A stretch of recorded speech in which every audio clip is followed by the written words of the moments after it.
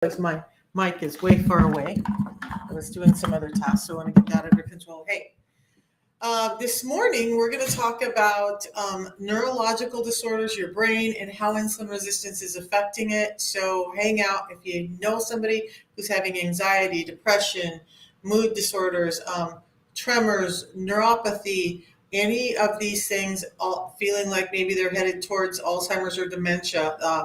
Parkinson's, even autism can link into this. So we're going to kind of go over how all of that links together as best as I can. So disclaimer, I am not a neurologist. I'm not a doctor. I'm not a scientist. I'm just a normal woman who got sick, got better from a lot of things, including my brain fog, my depression, my anxiety, my dementia that was setting in. And I feel much better and much more normal now since addressing it. The one thing that linked to it, that the only thing that I changed was addressing my insulin resistance, and all of that got better. So I've been on a path to link all of these things so we can all understand how to get better. So welcome in, and I hope you hang out for a little bit, but just have that understanding. I don't claim to be some kind of neurologist. Am I going to get some pieces maybe not as pinpointed as they should be? Probably. Am I not going to remember everything off the top of my head? Probably. But I'm going to do the best I can to give you the information that I've got so we can all start to link this together and start to take a new look at neurological disorders and what may really be at the root of it all, so that we can start to have more normal lives. And on yesterday's lives, I've been doing this thing where I ask at the end of the live what people want me to go over the next day. Yesterday, it was resoundingly neurological disorders. Autism was brought up, dementia was brought up, and schizophrenia was brought up. So we're going to go over those things in kind of a broad view. So I'm not a scientist. I'm not going to break down all the stuff. The information I bring you comes from doctors and from scientific papers like at PubMed and the National Institutes of Health, or the NIH. So welcome in. Let me know where you're going, where you're from. If you're having issues that you want me to address specifically, type them in, and let's get going. So I've gone over insulin resistance. What I want to do today is just kind of link how it all acts together. And then if we need to have further information on what insulin resistance is, why that link is happening, I'll go back to it. Normally I go over insulin resistance first because I think it's important to understand. Well, let's start to talk about the brain. Well, I'm going to go over insulin resistance really briefly. So insulin resistance is most often in relation to a blood glucose disorder.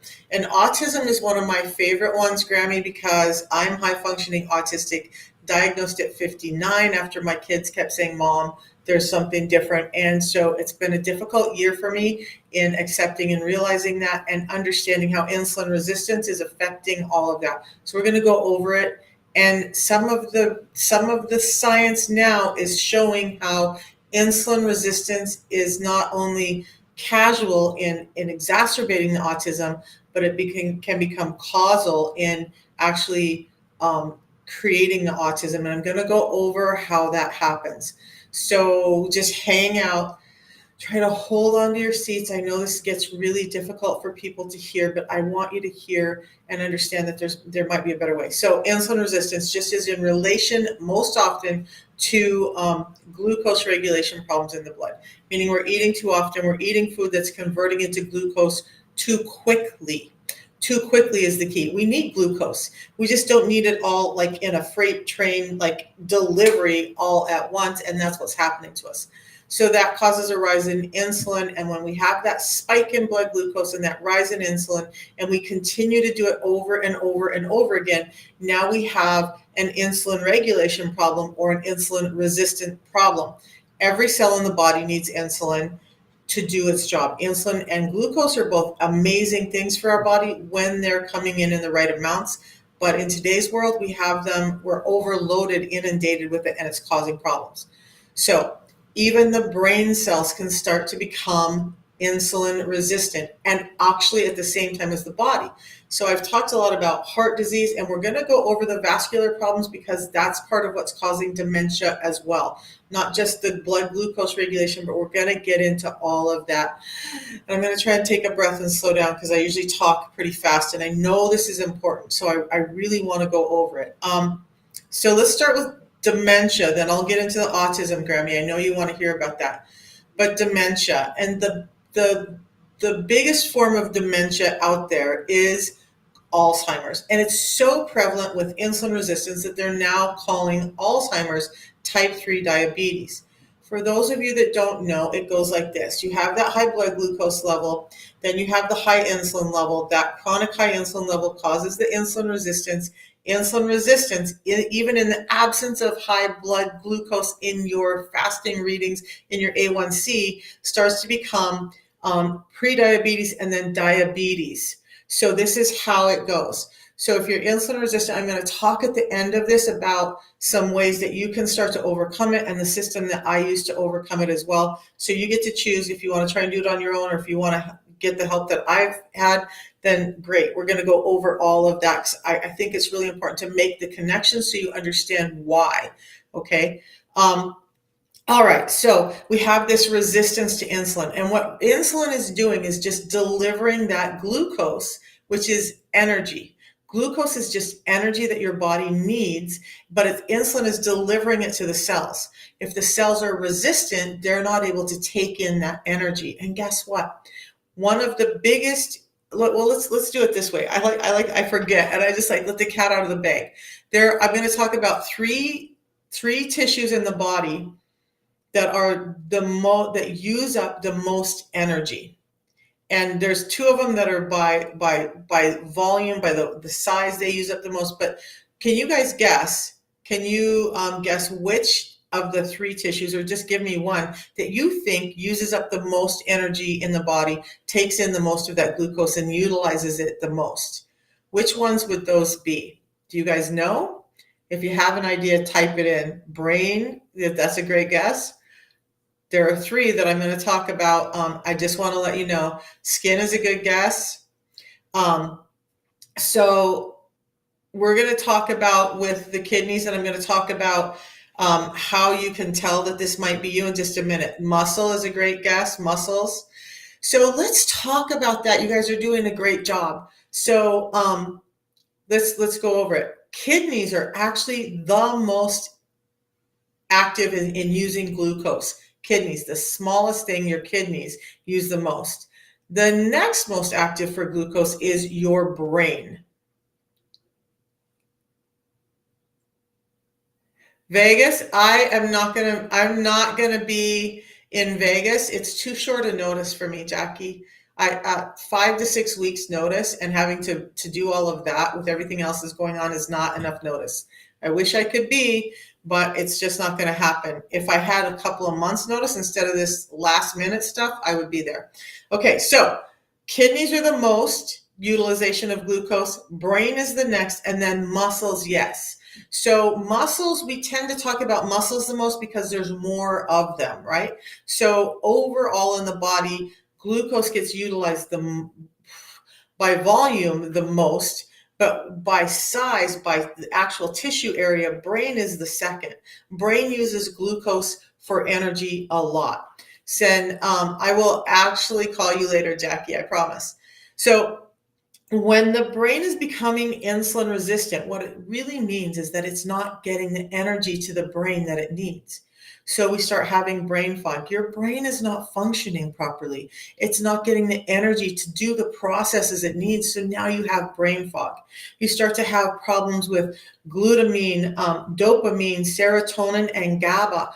Neurotransmitters. Glutamine is the precursor to glutamate. So all these neurotransmitters are at risk and not being utilized and processed properly in the brain. So you have mood disorders, you have hunger disorders, you have metabolic disorders, you have depression, you have anxiety. In fact, Dr. Bickman this morning in one issue, it's funny, I listened to it because it was supposed to be about the brain and they talked more about muscles and everything else. But he said that they've shown that people who have a high glucose, resulting in a high insulin spike. When they're testing people who are having anxiety attacks, it's almost always preceded by this high glucose and high insulin spike. Didn't go into why, but understand that anxiety is highly linked to this dysregulation, this spike and drop of your blood glucose in your system. But when we talk about the brain and utilizing energy, if the brain's not getting the energy it needs, a couple of things happen.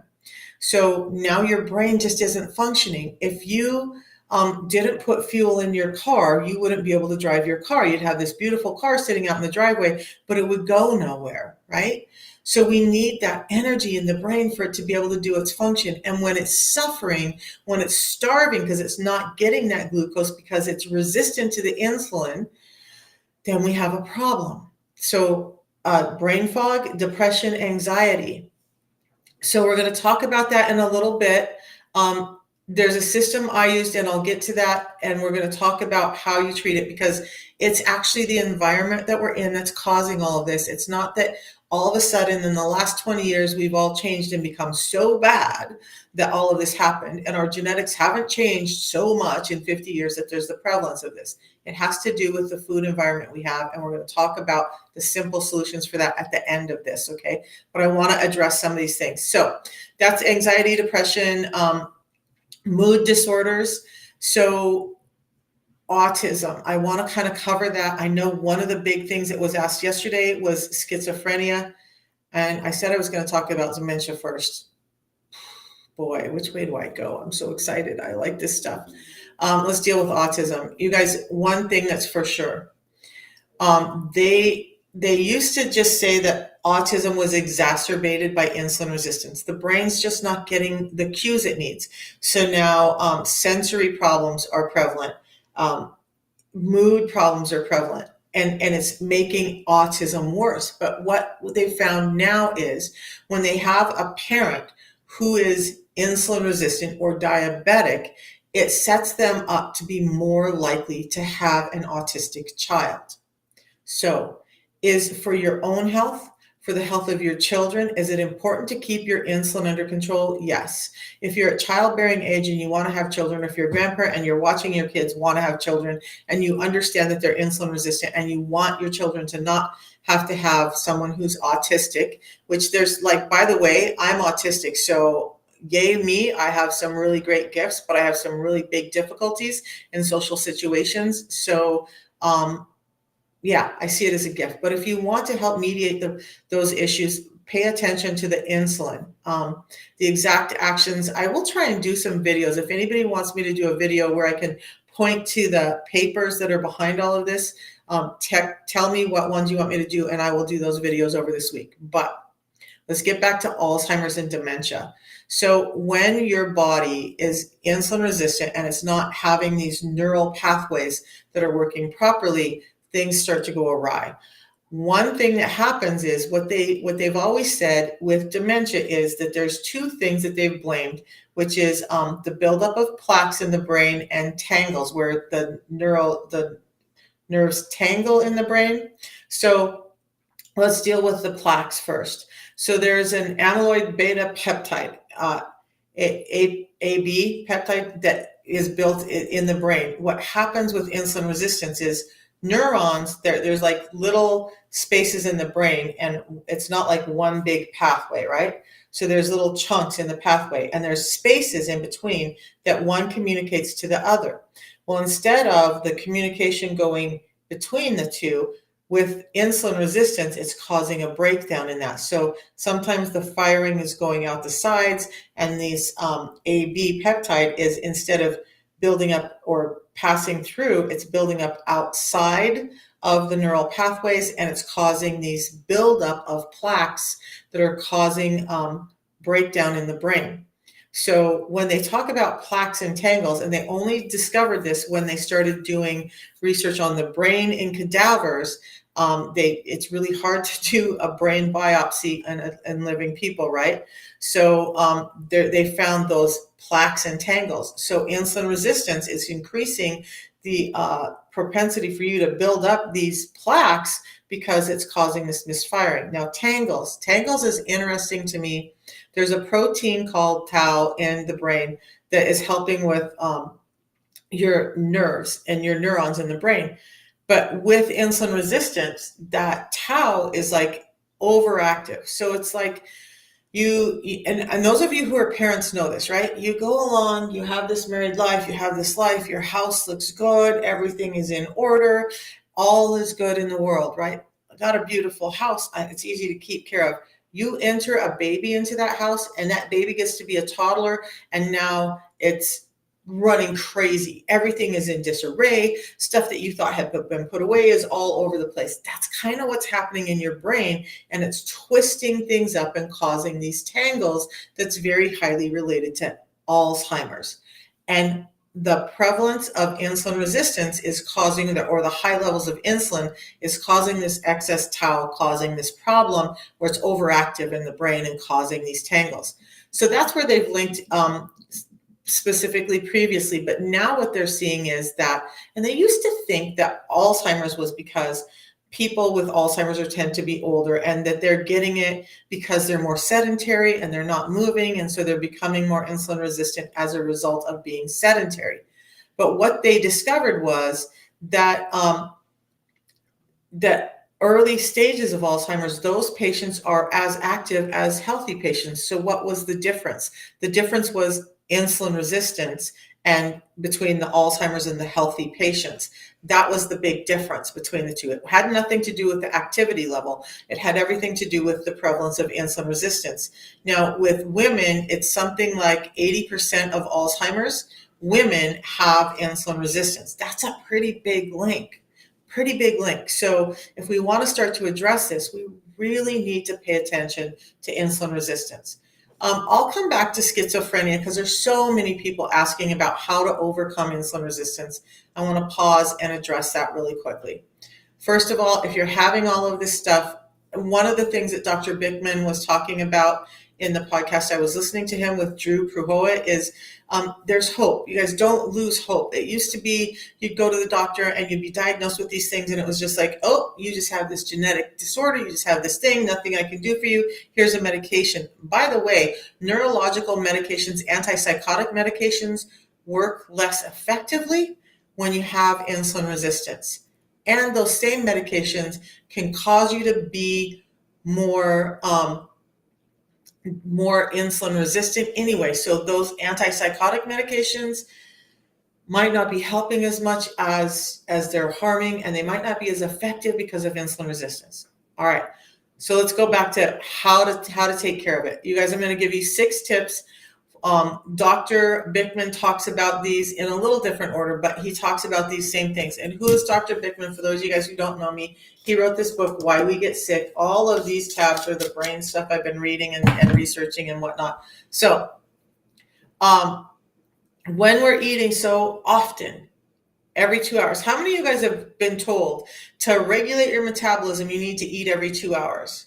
If you've been told that, type a 1 into the chat. If you've been told that you need to eat every 2 hours to regulate your metabolism, to get all this under control, to put a 1 in, okay? So it's wrong. It's absolutely wrong. And it's damaging. You guys, I was told that too. I bought into that like 100%. In my late 20s, my early 30s, I was starting to have weight problems because I was already insulin resistant. I already had PCOS, I already had that. So I did the eat smaller meals every 2 hours. A couple of things happen with that, and I'm getting to the point. When we're told to eat every 2 hours, studies have shown that people who think they're eating 6 times a day are actually eating 12 to 16 times a day. What you need to understand is every time you eat, you're spiking your insulin.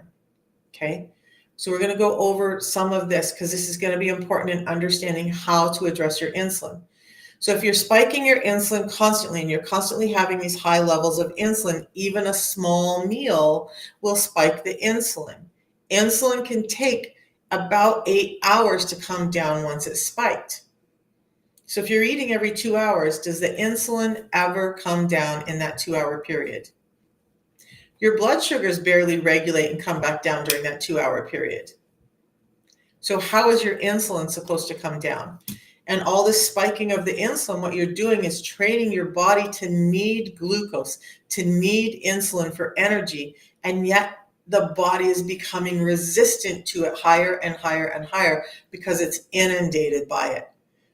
So on one hand, you're saying, I gotta have high levels of insulin. I gotta have high levels of glucose for energy. That's what you're training your body. Good morning, deep girl. And on the other hand, the levels are getting higher and higher, and the body's like, oh, there's a problem. I don't like this high level of insulin. So it's like this big push me, pull me, tug me war going on in your body because you're eating every 2 hours. Stop it. These fitness people who are telling you that, who supposedly they don't have a nutrition degree either. No, I don't either. They're not listening to the metabolic scientists. So the top metabolic scientists, Hyman and Lustig and Bickman and all of these guys will tell you eating every 2 hours is destroying your metabolism and causing this insulin resistance, which is at the root of your metabolism. So that's number one. You've got to slow down and eat in your eating. So I do recommend of intermittent fast. I generally, not every day, but I generally do a 16-hour window of fasting and keep my eating in an 8-hour window. And I try to keep the snacking down. I'm not perfect. I have days where I snack and I don't do what I'm supposed to do either. You guys, we're all human, okay? This is not about perfection. I want you to do the best you can from where you're at and work towards that ideal, okay? So I'm not like rip the carpet out from under your rug, from under your feet and land you on your butt. And now what do? Start by doing some of the things I'm going to talk about. We've got to slow down with eating all the time. And this is not about calorie restriction. We need to focus on the insulin and not so much on the calories. And more of these metabolic scientists and doctors are talking about how flawed that calories in, calories out, calorie restriction model has been in causing long-term metabolic disorders and problems. Okay, so sugar-free chick. That's an amazing name, by the way. She has PCOS, and she's done some intermittent fasting this year, and she feels better, and that's just crazy good. Now, I missed some chat over here on Facebook. Sorry, guys. Pamela.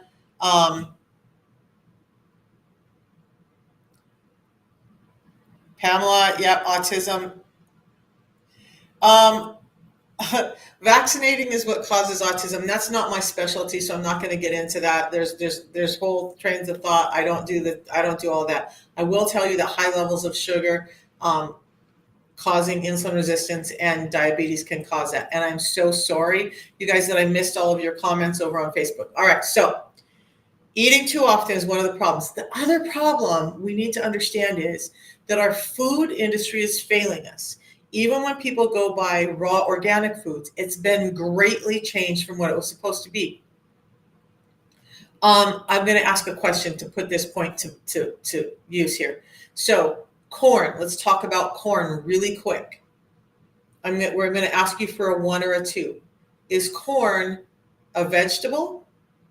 Number 1. Or is corn a grain? Number 2. So if you think corn is a vegetable, put a number 1 in. If you think corn is a grain, put a number 2 in, because this is going to be important for us understanding. Yeah, headaches are common with insulin resistance and diabetes because of that not getting energy to the brain. They've shown that once people reverse their insulin resistance, those instances and severity of migraine headaches and headaches reduces drastically. So 1, 1, 1, 1, 2, 2, 2, 2, 2. Okay, so you guys, some of you are doing really good. So corn is actually a grain. Now, if you look it up, and it looks like a vegetable now, right? And it's high in starches, it's high in sugars. But we think of corn as a vegetable because it's been so modified. The corn that we get now is bigger, plumper, juicier than it was ever meant to be. Go look up what our foods used to look like and type in corn. You're going to see that corn is a grain. We've just modified it so much that it no longer even looks like it was supposed to look. So it's a grain. It's a grain. But that's what's happened to our food. Our foods have been changed that much that we now think of it as something that it's not, because it resembles vegetables because we've modified it. So all of our foods have that problem with it. So we're going to talk about protein and carbs in a second, Sunny. And yes, I'm a big proponent of getting in protein and animal protein. Oh my God, she said animal, not vegan. Yep, animal protein. We're going to talk about that too. By the way, I'm going to try and get some clips of Bickman talking about this.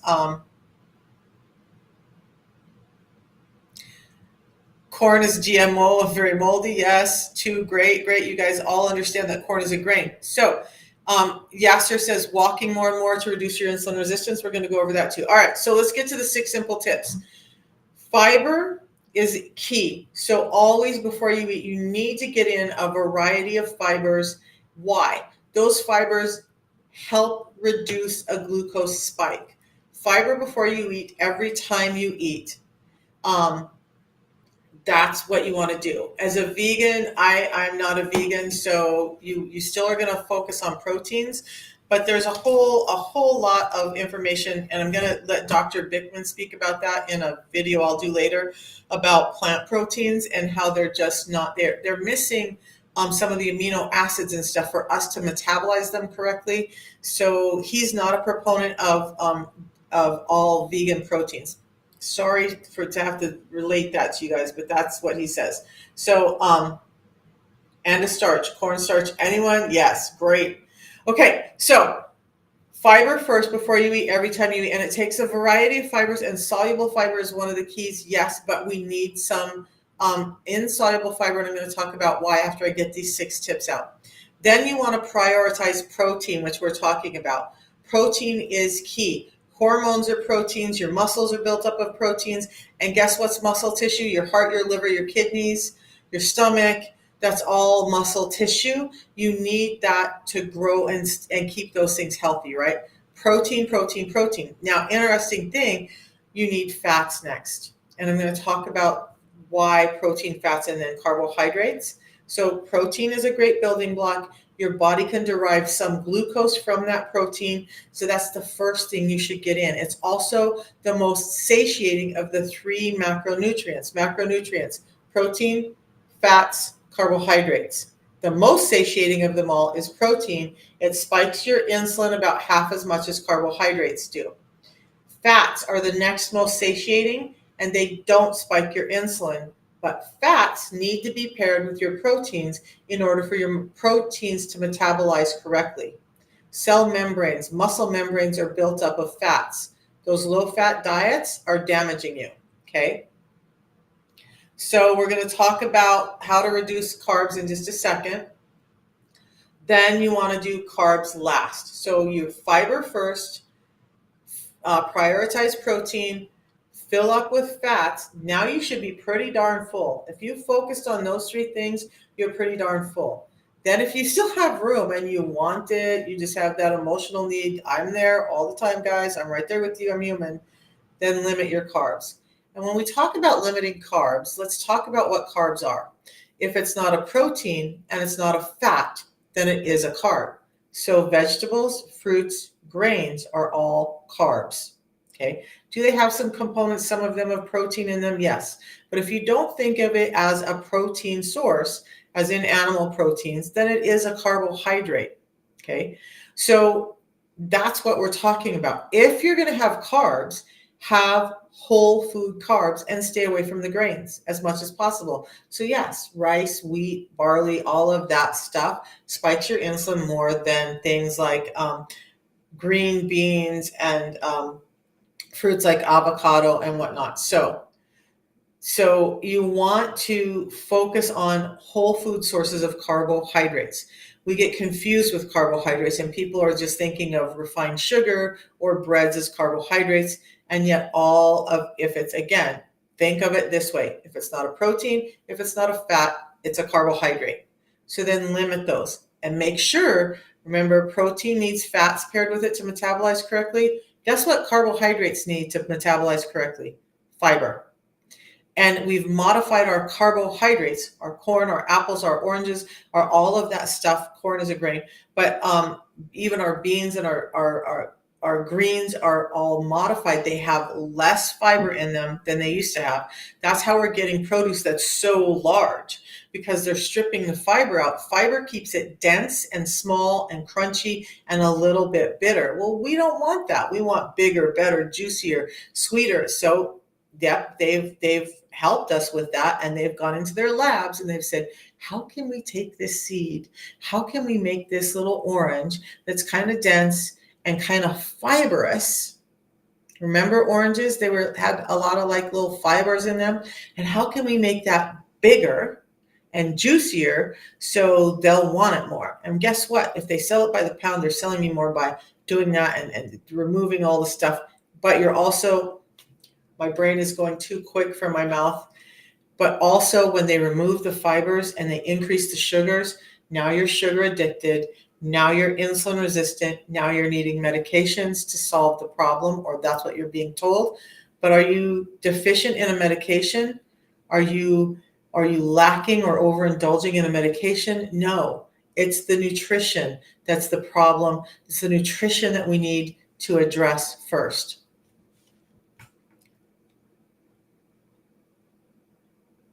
So there, Yasser said in Pakistan, we used to eat flour and rice more. What's the substitute of both? And flour and rice are just really simple, easy to store foods. And I get the need for those.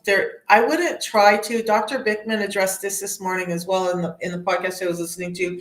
When you go to the store and you try to get foods that are a replacement of that gluten that everybody thinks is so bad, you're actually getting things like tapioca and high sugar, high insulin spiking products in them to make them feel like the breads you were eating. And so now you're spiking your insulin resistance even more. It's causing more insulin glucose spike than the regular wheat bread. And a lot of that celiac and gluten intolerance is actually an autoimmune response caused by a gut that's just has problems, and now we're having allergies to foods. So slow down. We need to get fiber in first. Fiber is key. Okay. So and guess what? The lymph system and the blood system are addressed by insulin resistance, and we're going to talk about some other things with that too. Fiber, protein, fats, limit your carbs. There's two more pillars to this that you need to understand, and that is the intermittent fasting. Remember, it takes about 8 hours for insulin to come down and its component hormone glucagon to come out. Insulin is anabolic. It wants things to grow. It's going to take 8 hours after your last bite of food for that to come down. Glucagon is catabolic. It wants to eat things up.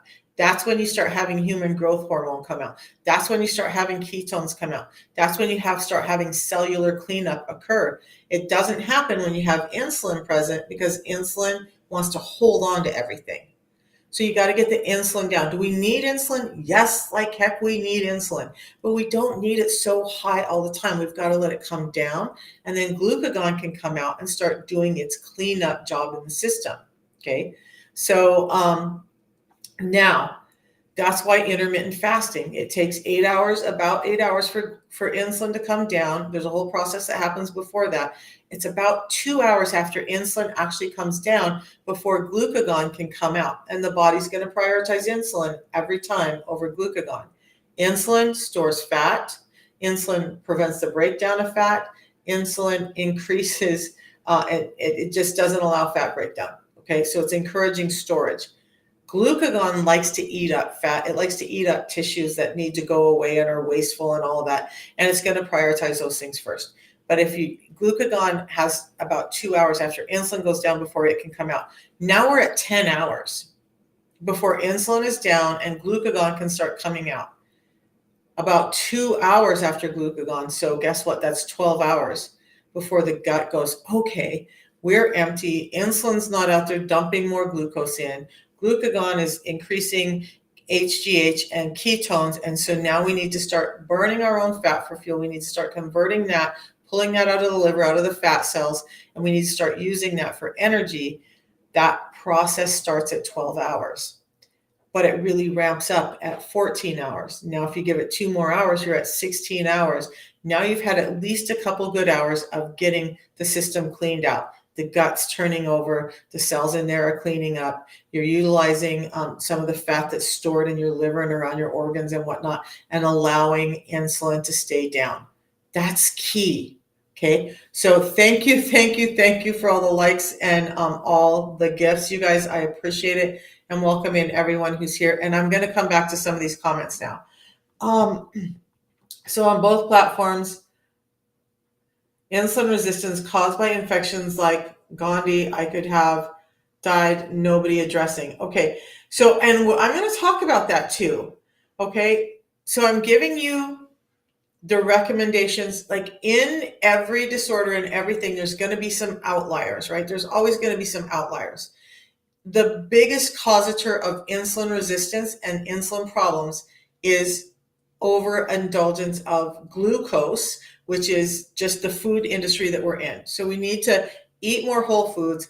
For your carbohydrates, you want to focus on the dark leafy green things. I'm not saying you can't have fruit and that. Just focus on proteins and fats first. Remember, you're going to get some glucose out of your proteins, so you're fine. Your brain's still going to get its energy.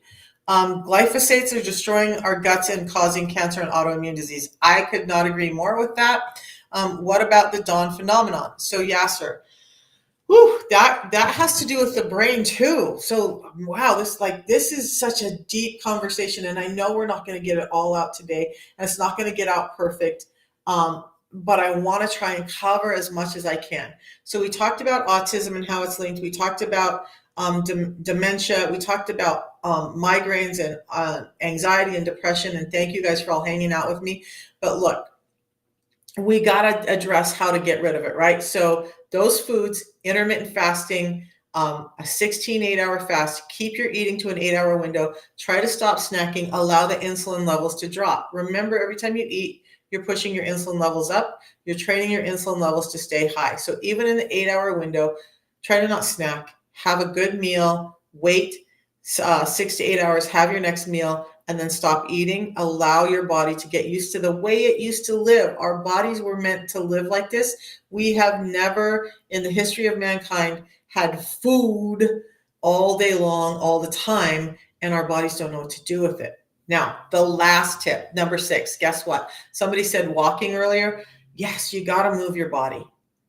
Something I didn't know, and I learned from Dr. Bickman this morning, that I knew that moving the body, moving the muscles, caused them to need more energy, and so that it would take in more glucose, and that would help reduce the insulin. What I didn't understand is that muscles have another pathway that doesn't require insulin for the delivery of the glucose, and when you're working the muscle, it can pull in that glucose without inducing insulin spikes. Crazy.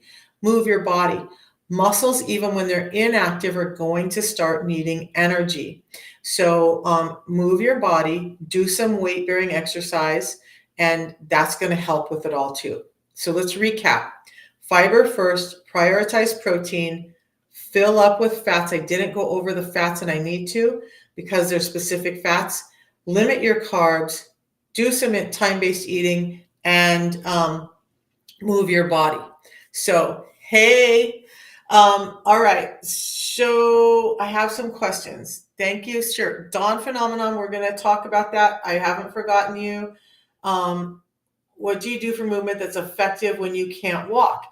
Then you're going to start to do weight-bearing exercise. If you're sitting, and there's a ton of videos out there that you can Google that are going to help you start to move your body when you can't walk.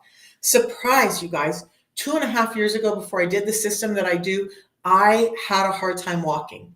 I didn't get off the couch because it was painful. It hurt. I had a walker. I had a cane. I had disability plates on my car. I wouldn't go shopping until it was like absolutely necessary because I was embarrassed to be in public and I couldn't walk and I was painful and I was like, how did I end up here? So I get it. you got to start somewhere. Start movement. If it's your arms, there's lots of qigong exercises. There's lots of weight bearing stuff you can do from a seated position. Just start moving your body. Okay. Chair dancing, whatever you got to do, move your body, start addressing the insulin. It's going to get better. I could not go up and down stairs 2.5 years ago without handrails. I would take the elevator every single time because it was so painful. So painful for me to go up and down stairs. Now I'm carrying bags of groceries up and down stairs, no handrail. I ran up and down stairs last summer just to show my good friend Steffi how much I've healed, and she was shocked. And all I did was address my insulin resistance. So protein shakes, and then we're going to get to Dawn phenomenon. I utilize protein shakes in the type of eating that I'm doing now, and I will talk about what I'm doing now as I study and learn more about protein and fiber and prioritizing those two things in my life. In order to get an amount of protein that I need in a day, I do utilize shakes from time to time. The rest of my meals, I focus on whole foods. I eat a lot of eggs. I eat a lot of chicken. I don't do a lot of red meat, but red meat is probably the biggest one that you can get in your protein levels. I know the days where I cook with red meat, like I have to have less volume to get in the protein level I need. So protein shakes, okay, as a supplement, not as your daily staple. All right. If you need it to get in the protein level that you need in, then do that. But make sure that you're focusing on those whole foods first. Now, Dawn phenomenon, before I come back to the questions over here, Dawn phenomenon is a phenomenon when your body is increasing cortisol. So your heart rate goes up, your blood starts pumping harder because your body is sensing this person needs to get up and get moving. We got to wake them up. They have stuff to do today. So if your normal wake up time is at 6, if you've noticed you'll wake up before your clock goes off, that's because your body senses and knows. Your body's smart. And it's going to be like, oh, it's time for this person to get up. We're going to raise cortisol. We're going to raise the blood pressure. We're going to raise the heart rate so this person can get up and get moving and get out of bed and do what they got to do. Now, with that, you have a release of glucose into your system to give you the energy to get up and move. So even in people who have regulated glucose, sometimes have a higher glucose level in that morning time when they're fasted than they would at a later point in the day, because that phenomenon is pulling glucose into the system to use for energy, to do all of that. So your heart rate's up, your glucose levels are up, your body's getting prepared to do all the stuff you need to do for the day. That's Dawn phenomenon. Okay. So let's come back and see what else I missed over here. Aren't eggs bad for your heart? Absolutely not. Artificial sweeteners, yeah, artificial sweeteners, I would just be careful with them. Anything in excess is not good. I use artificial sweeteners. I try to use stevia more often than anything else, which is leaf. You guys, it's a leaf, and it doesn't spike the insulin, although it does spike a reward center in the brain that causes you to want more sugar. So the best thing is to just avoid it. What about people with reactive hypoglycemia that can go? So let's talk about reactive hypoglycemia. This came up in a chat I was in last night. Whew, that's a lot, you guys. Put them in your water. Aren't eggs bad? Okay, so reactive hypoglycemia and eggs. Let's talk about reactive hypoglycemia first, because it's important. So reactive hypoglycemia is happening to you because you have a blood glucose regulation problem. You're getting in too much carbohydrates. Step 1, reduce the carbohydrates that you're eating. You may not be able to go to a 16-8 fast right away. You may have to do a 12-hour fast and start reducing the amount of carbohydrates you're taking in, and then start moving into a 16-hour fast as your body gets used to not having to have sugar for energy. Right now, you've trained your body to need sugar, and so it's going to say, my blood sugars are dropping because your insulin levels are so high. Wow, I got to slow down because I know this stuff and I know that everybody else doesn't. All right. So when you're training your body to use insulin, the insulin levels are high. You eat sugar or things that are going to spike it really quickly. Your insulin level is often higher than it needs to be. You eat that sugar, it comes up, insulin grabs it and goes, oh my God, they ate again. They're going to have more sugar. We got to get rid of this because the bloodstream can only handle 1 teaspoon of glucose in it at a time. And it delivers it. Now your blood sugar drops. It's the insulin problem that you have. You've got to start doing some intermittent fasting, and you've got to get that insulin level to come down so that when you do have carbohydrates, that it's not this panic mode in your body. So you're going to have to take it a little bit slower, a shorter fast, slow down on the carbs, focus on dark leafy green carbs. Yes, those are carbs, and get rid of the grains and stuff out of your system first. Then you can start to regulate and understand again that you're going to get glucose from protein. So start focusing on protein and less on the simple carbohydrates, and that blood glucose regulation should get better, and it has for many. So that's that one. Yep. And well, I wouldn't say anything with a caloric value. That's incorrect. So when we're talking about fat, fat has more calories often per volume than carbohydrates do. If you got 80 calories from carbohydrates, yeah, that's going to break your fasting window. If you had 80 calories from fat, you might be into breaking your fasting window, but what you're really doing is spurning more of that fat, burning fat utilization in your body, training your body to say, I want fat. Do I recommend having high amounts of fat in your eating window? No, but am I saying you can't have calories? No to that also. What about people who need to have medications when they're in their fasting window? Have some fats. I love little avocado cups, like the holy guacamole type things, but it's just avocado. Great for fiber, great for fats. Have one of those cups, have your medication. Now your gut has some food in it to work with, and you can still make it through your fasting window reasonably, okay?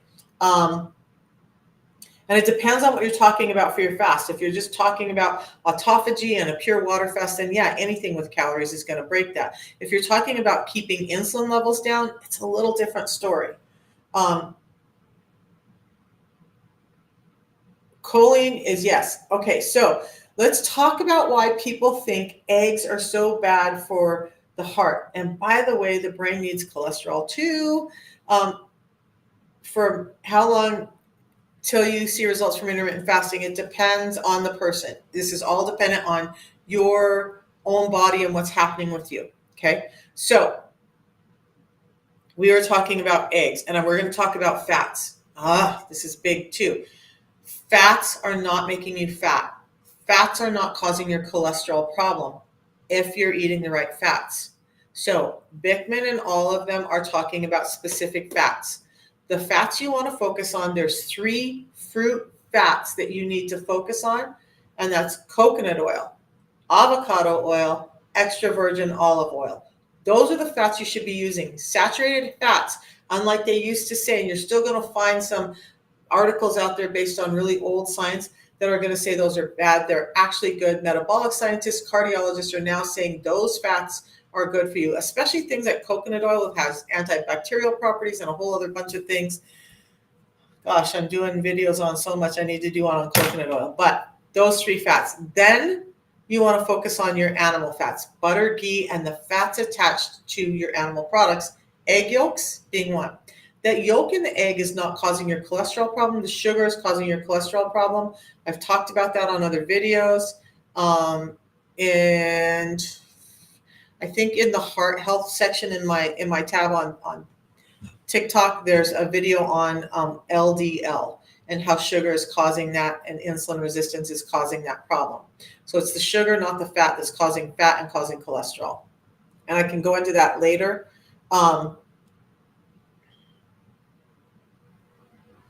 Good morning, Karen. Okay, so, that was a lot, right? Now, what can you replace bread? Just ditch the bread as much as possible. Do I have bread? Yes. Do I love croissants? Yes. Do my family love Hawaiian rolls? Yes. I just make sure that I don't eat them all the time. This is not about, good morning, Karen. This is not about punishing you or making you do without all the things you love. This is about understanding how to do what's best for your body. Be careful with keto breads because they often have a higher sugar content in a different way. They're probably better than other ones if you want to do those. Now, Where was I going? We've been talking about brain health, neurological issues. I do want to get to schizophrenia because there's some information about that that's good, but I want to finish up this about how to overcome insulin resistance. So I talked a lot about fiber and that's being key, right? The first one. So to get in the amount of fiber, and let's talk about fiber and protein, and then I'll show you what I do. We should be getting in 30 to 40 grams of fiber for an average adult, and we're only getting in, scientific papers are saying we're only getting in 10 to 15 grams of fiber. Fiber is a whole other topic. I can go about that tomorrow if that's what you guys want to go over. Let me know for tomorrow's topic what we want to go over. But fiber is key, and most of us are getting less than half the fiber we need. I talked about the difference between soluble and insoluble fibers earlier, and we're going to go over that in a second. Fiber first and then protein, right? So 30 to 40 grams of fiber a day, and you need about a gram of protein per pound of body fat or body weight that you want to be at, not the body weight you're at currently. For me, my ideal weight is around 165, 170 pounds. That means I realistically need to get in about 165 grams of protein in a day.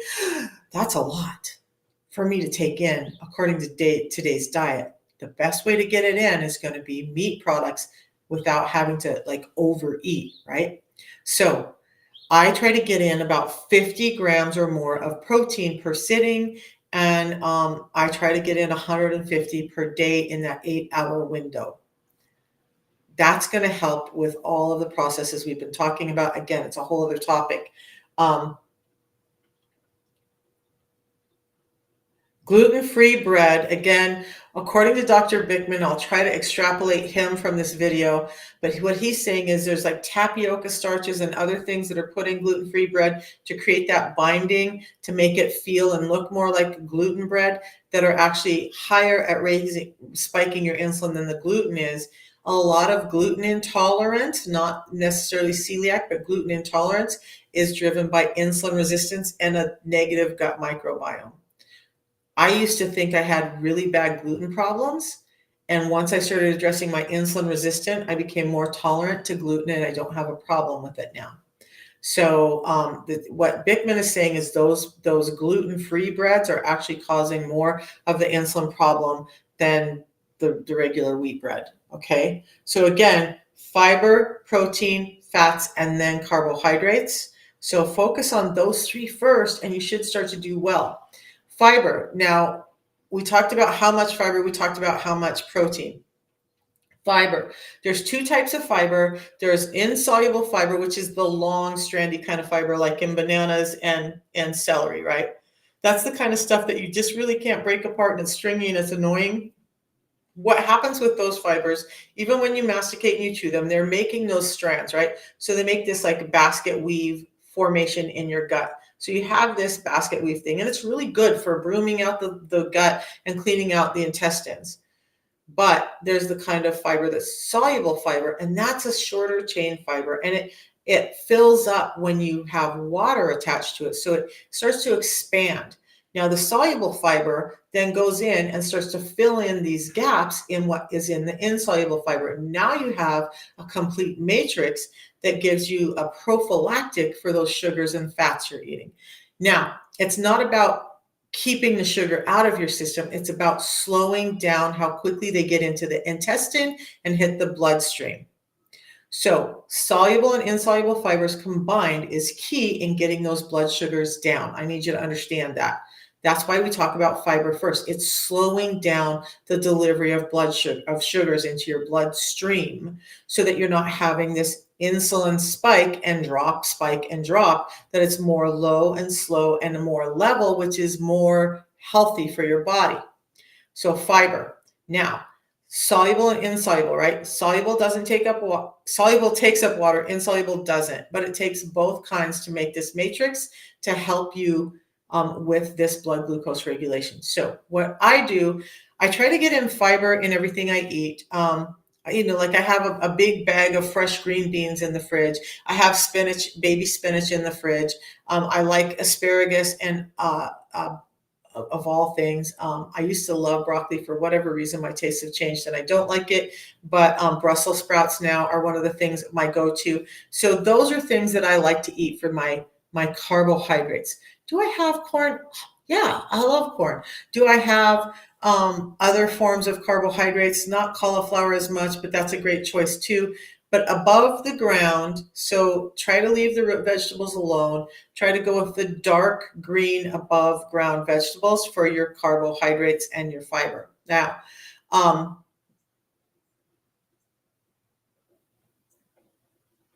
yeah, flax is good, but it does have its limitations too. And if that's what works for you, great.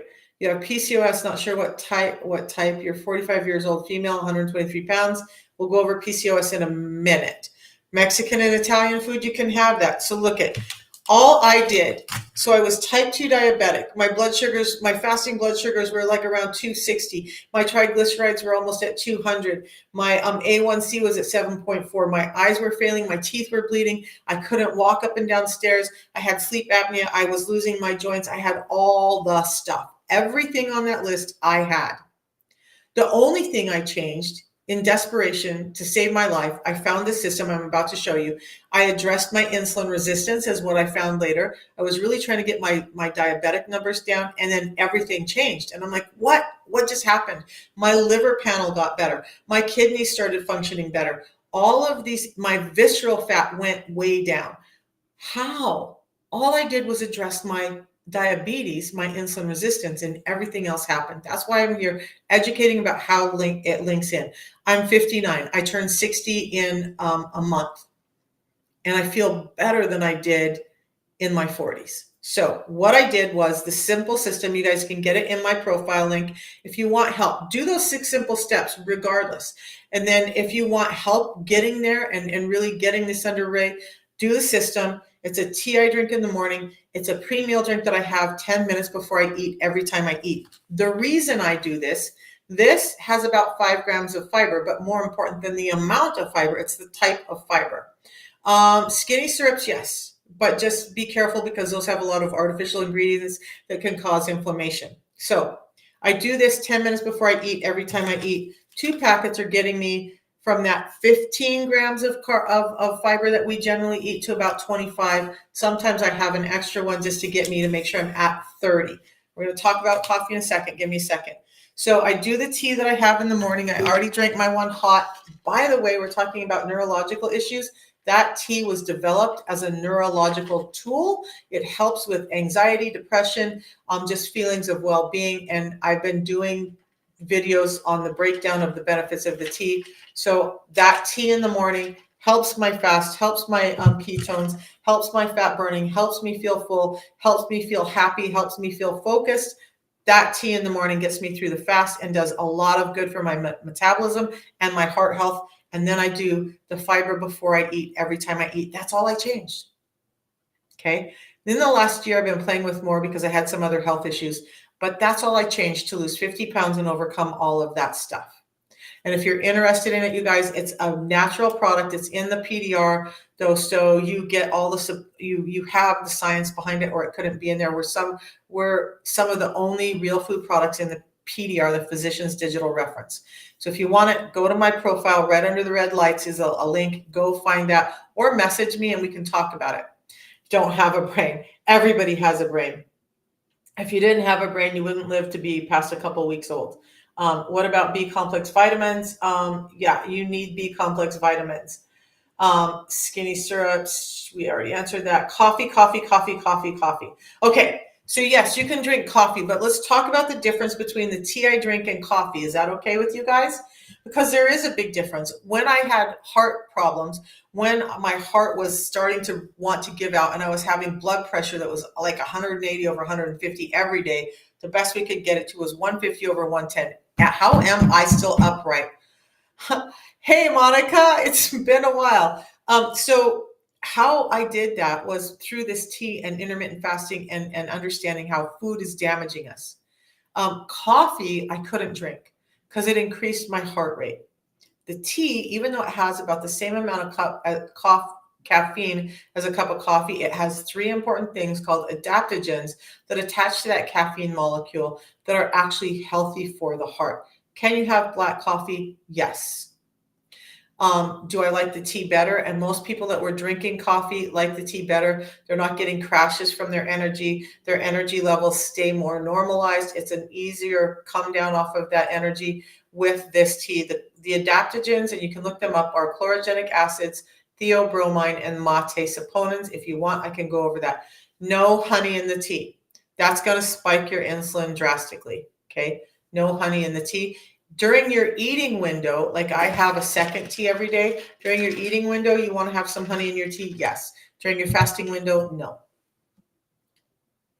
Do I have a list of foods to eat? I do. So I do and I don't. You guys, what I want you to do is understand that this is not about you trying to force yourself into what I do. This is about you taking these overarching pillars for your health with insulin and working it into your life. Yes, you can have Italian food. Yes, you can have Mexican food. I do that regularly. We have Indian food Wednesdays at my house with my kids. We go through times where we have all of the stuff. Do I have naan when I have the Indian food? Yeah, I just don't do the rice. I choose rice or the naan. So Melba, thank you, hon.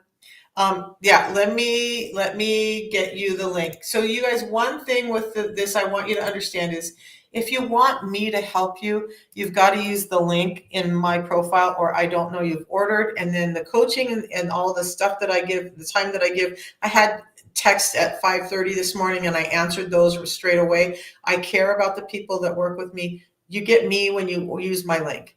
So, and if you're using Amazon, eBay, Walmart, any of those are not authorized. We can't help you. You don't get the guarantee. So please just use the link. And then especially if you want me to coach you, you've got to purchase through that link. And it takes you directly to the company website. So I dropped the link in Facebook. You guys know, go to my profile right under the red lights. The link is there. Now, the tea, I wanted to mention that. The tea has become so important for many people that, like me, they're drinking more than one a day. So some people, I want to address this, a couple of things. Some people are doing OMAD, and so they're not using 2 packets of the fiber a day, which I still recommend you do. Thank you for the gifts. If you're only doing 1 fiber a day, but you find yourself drinking 2 tea, we have a pack now that's called the Unimate Booster Pack. We can get 2 of them. It's at a little bit of discounted price if you do it on the subscription, which, by the way, you can switch. 1 month you can do the full protocol. The next month you can do the two tea and kind of balance that out, and you still don't have to pay shipping because you're on subscription. And I help you with working through all that. All right. So there's some other products on my page that I use now, like the cleanse. I'm doing a cleanse right now. This is about the 5th time I've done the cleanse, and it's worked wonders. I'm surprised.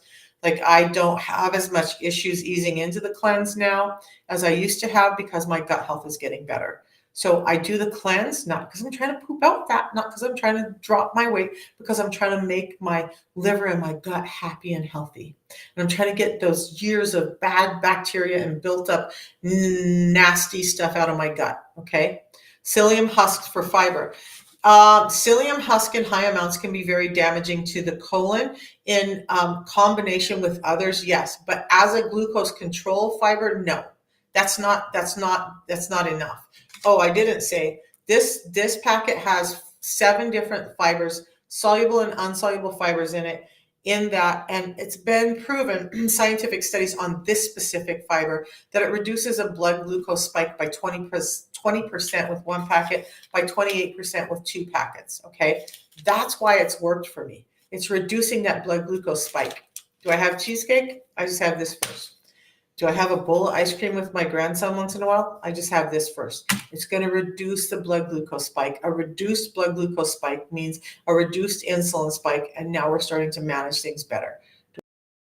All the time, but on the days I want it, just have an extra one of those, and it helps control. High blood pressure control and movement related. Sure, let's talk about that. How to control low sodium. That might be an aldosterone dysregulation with your kidneys. Not a doctor, can't diagnose, just talking out loud. Insulin resistance does cause a problem with that. There could be other problems going on if it's low sodium. for you, but it's often an aldosterone dysregulation problem, and insulin cues that aldosterone production in your kidneys. Okay, so it's a direct selling method, yes. So high blood pressure. So it's a system that helped me overcome all the things on the list and my reverse my diabetes, and a number of other issues that I was having. And it's a real food product. You guys, please understand. Um, Gosh, what was the specific quote Dr. Bickman said about medications this morning? It was brilliant, and I need to go back and catch that for you. Not a proponent of medications. You're not deficient in a medication. The lack of a medication is not what caused you to be sick. Now, there are times and instances when medications are necessary. Yes, not going to deny that. But when they're not necessary, they're not necessary. Statin drugs, antipsychotic drugs, diabetic drugs are all causing a worsening of the problem, according to doctors and metabolic scientists. So maybe we start addressing the root cause of our broken food environment, and that can help. So I just put the link in over there. You guys can find it in my profile here. So all of that is really important in understanding all of these health disorders. Now, high blood pressure. My blood pressure, you probably heard me say, and welcome in everybody who's new. My blood pressure was like 180 over 150 every day at some point during the day. There would be nights, several nights in the week, I would wake up like panicked, anxiety, and when I would check my blood pressure, I have a blood pressure cup, a stethoscope, and I know how to use them. I used to do it for a living. Okay, so I would check my blood pressure in the middle of the night, like 240, 260, 220 sometimes, over like 160. Yeah, that's not good. That was happening every week. You guys, it was so bad. I would literally cry, feeling like my fear, and I never told my family about it till I overcame all this stuff. But I had this fear that I was literally going to have my heart explode in the middle of the night. My kids, because I'm a single grandparent living alone at the time, my kids and I didn't have as much communication, and I thought I was going to die of a heart attack in the middle of the night. My kids were going to have to find me the next morning, and that's not a pleasant thought. So all I did was address my insulin resistance. I talked about blood pressure earlier this week. I'm almost out of time today. You guys have been on here for an hour and a half, and I have stuff to do. So I would love to go over blood pressure in depth, because it's also, we didn't get to a lot of stuff. I knew we weren't going to get to it all. There's vascular dementia. Guess what? The same mechanisms that are causing blood pressure and the reduced vascularity in the heart, and in erectile dysfunction is still the same thing causing vascular dementia. So let's go over that tomorrow. But now I want to be really clear, you guys. The system I used is through the pathway of helping my insulin resistance has helped me with these other things. Am I going to tell you that system is going to cure everything? No. But it has a 90-day money-back guarantee that it will help reduce your A1C, your blood glucose, and your triglycerides in 90 days. If you use it consistently and you utilize me as a coach to help you through all of that, then you'll see the reduction in those. Now, the reduction in those likely means a reduction in the insulin resistance, which means a reduction in all the other stuff. That's where I go with it, okay? So we'll deal with blood pressure and vascularity. I'm so happy you stumbled in too.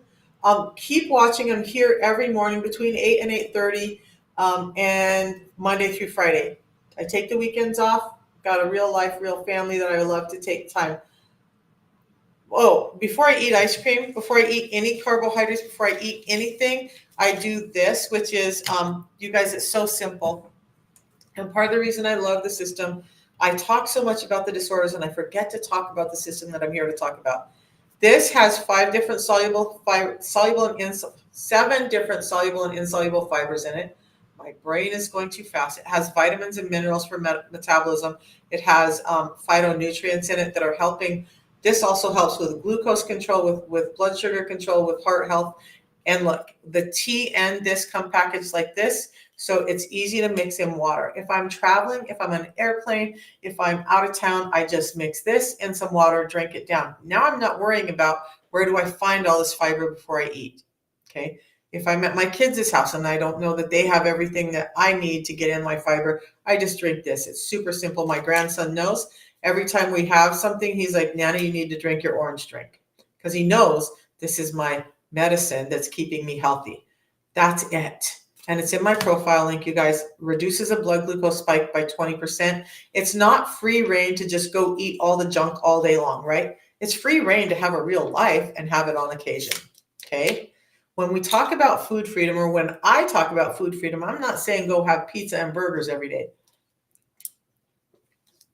I'm saying on occasion when you have them, this helps. But I also understand, I'm in a forum with some people for the flow protocol, and they don't understand the system. And it frustrates me because the system is not about do it on this day and then forget about it the rest of the days. It's not about do it when you're fasting and forget about it when you're eating. When you're eating is when you need it, because it's what's regulating the blood sugars and the lipids to help get all of these health disorders in order. So tomorrow, I promise I'll go back over vascular problems and heart problems. I'm sorry, we're just running out of time today. It's an important issue. It's my favorite topic, because it was the one thing that I was terrified of before the system. So I will promise I will go over that tomorrow. Melba's asking, what's in the Unimate booster pack? So the Unimate booster pack is the tea that I drink, and I don't have one here, but it's packaged just like this. So it's so you're getting 60 of the tea instead of just 30, and you get to pick, Melba. So we have different flavors. We have black, which looks and tastes more like coffee. You can get 2 of those. We have lemon. You can get 2 of those. We have lemon with ginger extract. You can get 2 of those. We have citrus mint. I think you can get it in combination. But you can get either 2 of any of those flavors, or you can get like lemon and a black. You can get lemon and a lemon ginger. You can get lemon ginger and a black. Whatever mixture you want that you're going to utilize, because I drink them all, you can get in that 2-pack. But you get it at a discounted price, so now you're getting an even better price than if you just buy it one at a time. Because so many people like me are drinking more than 1 Unimate a day. You guys look for the videos. I will do another video today on the benefits of yerba mate tea. Well, the tea is a highly concentrated, highly purified form of yerba mate, and it has like 13 different benefits. I'm going over in depth. I did one video kind of rattling off all the benefits. Now we're diving in. So the whole system costs about $5 a day. The question was, what is the price? It's about $5 a day. When you look at it that way, it's like less than the Starbucks coffee or Dutch Bros coffee that most people buy, and you're building health instead of destroying your health. Okay, so $5 a day is the cost. It does cost about $150 for a month on subscription. You guys on subscription, you're not paying shipping costs. You're getting that $5 discount. And you're getting this free little hand mixer that comes along with it. Just do that. You can cancel it at any time. The apple crisp is gone, and they just sent out an email. Melba, so we trialed different flavors last year. Lime was one, apple crisp was one, berry was one, and what they're doing now, and by the way, there's a possibility that we may have a new flavor of the Unimate coming out. But they just sent out an email for us to decide, like, they're going to give us another flavor of the balance, which right now this is in an orange flavor, which tastes like a light orange Julius, and it's amazing. But the apple crisp is gone. I'm hoping they bring it back. Apple is my favorite balance flavor. But you guys, let's not get hung up on the flavor of balance in the first place. You're going to mix it in water. You're going to chug it down 10 minutes before you eat. You want it to taste decent when it goes down, but it's not something you savor. I would focus more on how does my tea taste, okay? So all of that, I hope that answered questions. You guys, please join me tomorrow. I'm going to make, I want to go over schizophrenia. That was one of the things that was asked yesterday, and this is important. There is no way I could have gone over all the neurological disorders in depth. If there's any neurological disorder that you have question about, whether it's you or a loved one. You can say asking for someone I care about, whatever. Let me know, and I'll do a more in-depth video for the feed with that and show you the references.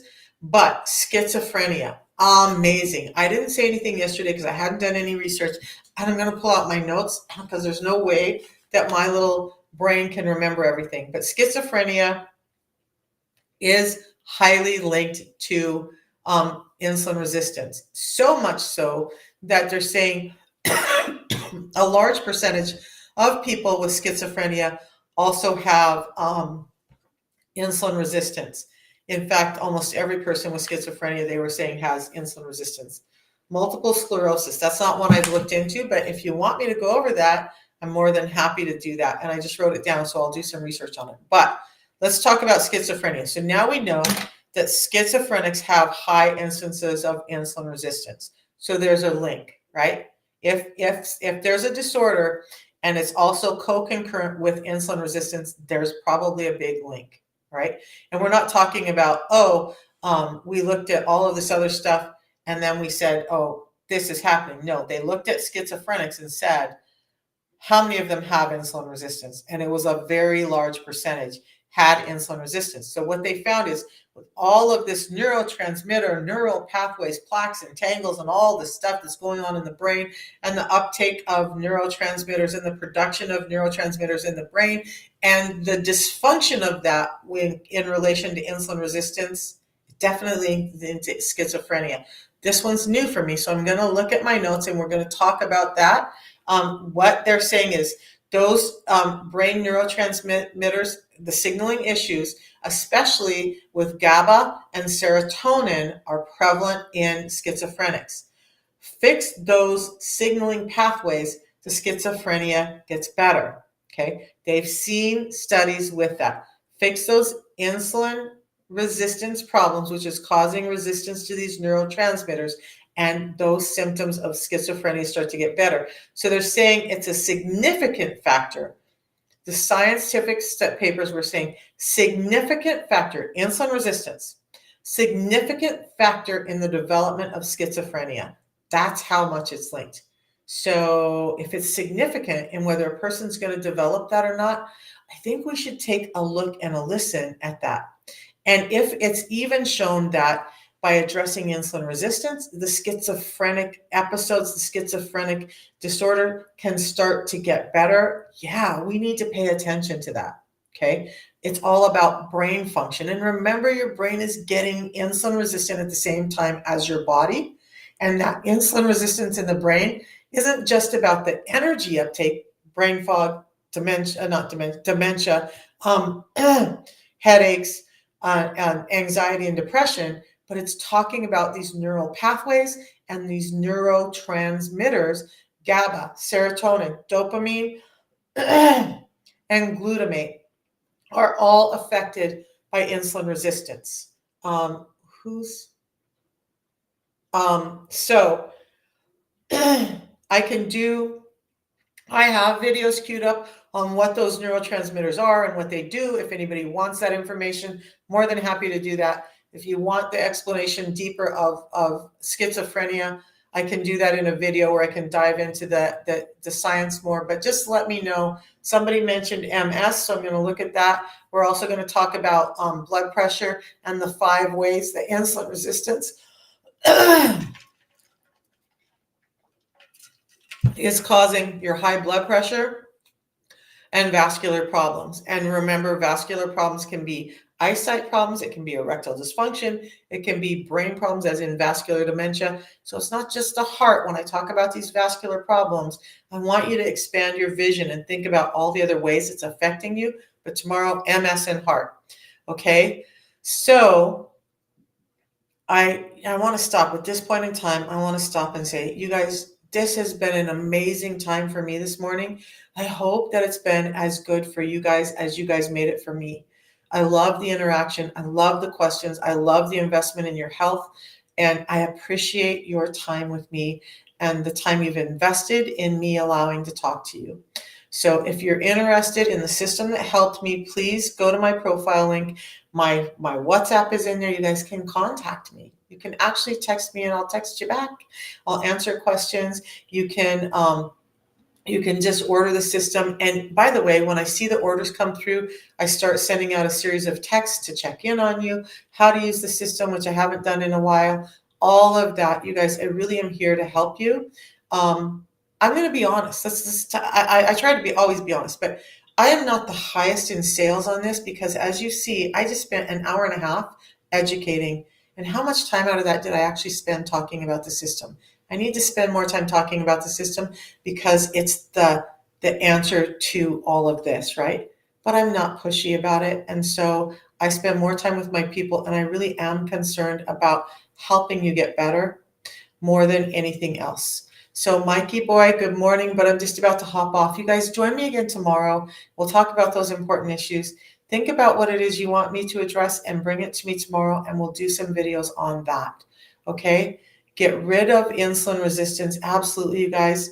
And I am going to be trying to bring more information from some of my favorite doctors with their voice in their face, talking about what I'm talking about so you can understand. This isn't just some crazy woman on the internet. Sorry for my language, pulling something out the side of her butt. I really do spend a lot of time finding credible resources for the information I bring you. Low carb you guys always tie me back in. Low carb does work. And I think for a reset for most of us, low carb can work. One thing I've been learning before I hop off that I want everybody to understand, we do need glucose. So one of the reasons I love the system is you can do low carb if you need to. You don't have to. And we work through what needs to happen for you. But one thing you got to understand, when I talk about us training the body for what it's doing, I talk about it every time I talk about the body's responses. When we start doing low carb, you're training the body to need low carb. So my focus is, reduce the carbs, limit the carbs, but you can still have them. Just mediate how they get utilized in your system, how they hit your system. So more than just reducing the carbs, let's pay attention to how quickly those carbs hit your system. And that could be more of the key. Okay. So it's not just about the glucose you're taking in. It's about how quickly and how potently it hits your bloodstream and causes all this dysregulation. If you can slow that down and allow it to hit more time released, which is what the system does, then you have an easier time without having to go severe low carb. Now, for those of you who want to do it without the system, you're probably going to have to go really low carb to have this happen. All right. So, and then again, you guys, I love doing those informational videos. Try to keep them to like a minute to 3 minutes at the most, because I know it's hard to follow, but I try to pack information in there. If you want videos from me on anything in specific, let me know. I'll go do the research, find the papers, and give you a video. And other than that, I'll see you guys tomorrow. Thanks for hanging out with me. Of course, I can't leave on that question. I cannot. Look at, I'm sitting on my hands. Okay, no, yes, you can do this with stage 3 kidney failure. Look at, this is important. You needed to hear this morning. I have goosebumps. I don't know who you are or why you came in here, but you got to hear this. I have a guy, if you go to my success stories, he had stage 3 kidney failure. He was scheduling the surgeries to get ready to have to go to dialysis. Okay. He started the system, reversed his insulin resistance. He now has normal kidney function. If your kidneys are done, you killed them off, you're on dialysis, I can't bring your kidneys back, nor can the system. But I have stories of people who had stage 3 kidney failure who now have normal kidney function by addressing their insulin resistance, doing this system. So, talk to me, ask me, because and here's my point with it, even those with kidney on dialysis, look, something got you there in the first place. Something got you to that dialysis, my kidneys are done. And so instead of letting that further in your body and cause more damage and destruction, now it's just as important to understand that insulin resistance is causing all of this, and let's save it. Look, my gallbladder got removed because of insulin resistance and stones. I've gone over that in other videos, but yes, absolutely. I haven't done kidneys in a while, I don't know that I'll have time tomorrow to get to it with blood pressure and MS. Friday, maybe I can do something on kidneys. How's that? Sweet potatoes I like better than white potatoes. It's Unamate tea. You can get it in my profile link. You guys, again, I want to caution you. This is not, it's when you, like, I'm an Amazon shopper too, but I've had to learn. I try to make sure that if I'm getting something that it's linked to the real company and not just somebody out there selling it, because there's so much pirated product out there. If you're buying on Amazon, eBay, Walmart, you're not getting any of the guarantees. Every single person who's come to me and said I bought it on Amazon, they spent about $100 more for the system than they needed to. Just use the link, get the guarantees, get access to me. All of that happens when you use the link. Amazon, eBay, Walmart, I can't help you. Okay. And yeah, sweet potatoes I like. So borderline at age 60 or 70, doc doesn't see anything wrong based on other numbers. Whew, that's another good question. So I got to address that too. You guys, when we look at these numbers and we're talking about diabetes and insulin resistance, traditionally and right now, what the medical system is doing is looking at your blood glucose numbers. Dr. Bickman and Drew Pruho talked about this morning. You can be insulin resistant. For me, it was about 40 years of insulin resistance before those numbers went out of order because I was always highly active until my joints were so bad that I couldn't be. I always had all this other stuff going on, but I had insulin resistance going on in my body. I had PCOS, I had sleep apnea, I had joints that were deteriorating, I had gut problems, I had bleeding teeth and gums, I had hair that was falling out, I had all the stuff, but my blood glucose wasn't high. People would be like, you need to go get checked for diabetes. I'm like, yeah, my blood sugars are normal. My A1C is normal. My triglycerides are normal. I'm great. Who knows why all this is happening? Behind the scenes, insulin resistance was going on. Okay, I'm going to take 5 minutes. I'm so excited, you guys. I love this stuff. I want to give you a calculation that can help you understand if you're insulin resistant, even if your doctor's saying everything looks normal, okay? And then I'm going to give you some symptoms too. So let's go over that really quick because this is so important. Get out a pen and paper, get out your labs. If you take your triglyceride number and I don't care about your LDL. I want you to look at your HDL, your high density lipoprotein. Triglyceride, high density lipoprotein. Divide the triglyceride by the HDL. The number you get should be below 1.5. I'll talk about the indicator and why that tomorrow, but that calculation. If you're at 2 or higher, you probably have some insulin resistance. 3 or higher, you have a problem. We need to take care of it. I've done videos on it before, but I can do another one. That calculation is super important because the labs they're currently drawing are missing the whole thing. And most doctors are not really educated on this whole insulin resistance thing, so they're missing it altogether. Mine did, and I had brilliant doctors, and they all missed it. All right, so some symptoms that you might be insulin resistant, even if your doctor is saying he doesn't see anything wrong. If you have skin tags, if you have dark skin patches on your neck, under your arms, on your elbows, in your groin, on your knees, around your ankles, those are signs of insulin resistance. High blood pressure, anything 130 over 80 or higher, and yes, I'm going fast, is a sign of insulin resistance. So if you hear yourself in this, don't worry about writing it down. I'll talk about it again tomorrow.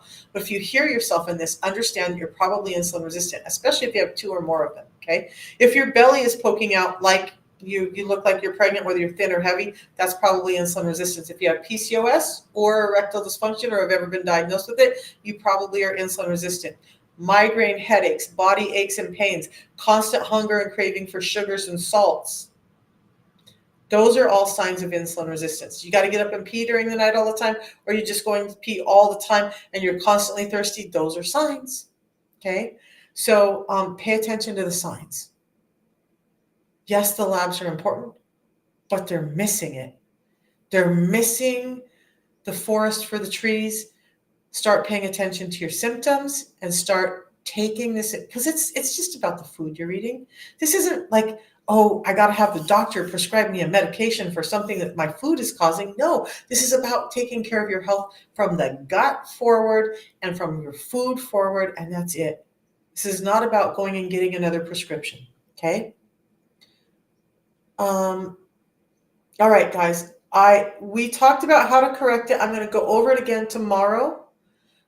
So And God bless all of you too. I promise I have to get off here now. I've got some calls to make, important people that are asking me questions that I got to go answer. And I will be back tomorrow morning, okay? Yeah, yep. You guys will talk about all of that and I'll answer more questions. Those of you who joined me late, I'm sorry. I will be here around 8:30 in the morning again. We'll go over all of these things and I'll do my best to answer the questions I can. In the meantime, you guys have a beautiful day. Kelly, thank you for joining me. Everybody here, thank you for joining me.